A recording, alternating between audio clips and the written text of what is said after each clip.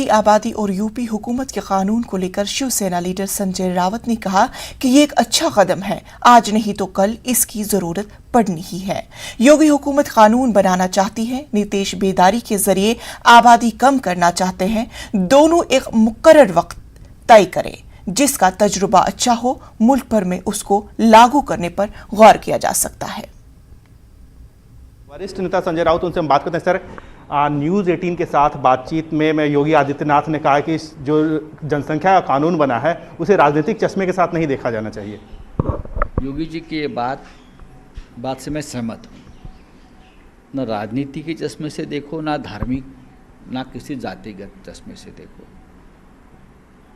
इस देश में सालों साल से जनसंख्या नियंत्रण के बारे में चर्चा हो रही है।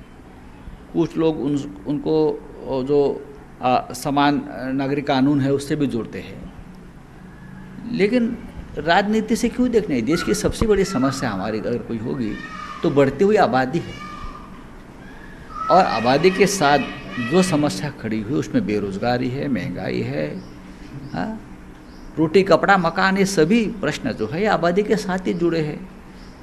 अगर एक राज्य की सरकार इस मामले में कोई ठोस कदम उठाना चाहती है, उसके ऊपर कानून बनाना चाहती है, कानून के ऊपर अमल करना चाहती है, तो मैं मानता हूँ एक प्रयोग के तौर पर देखना चाहिए कि यूपी में क्या हो रहा है, बाद में हम राष्ट्रीय स्तर पर उसका इस्तेमाल करें।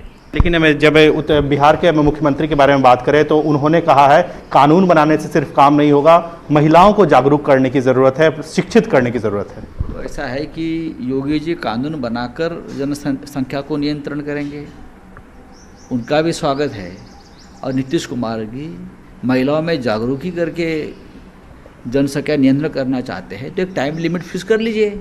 आप कब तक जागृति करते रहेंगे और जनसंख्या नियंत्रण करेंगे, किसकी जीत होती है देख लेंगे हम। बहुत धन्यवाद। कैंपसन सत्यप्रकाश के साथ विनीत कुमार, न्यूज़ 18 दिल्ली। चंडीगढ़ में कांग्रेस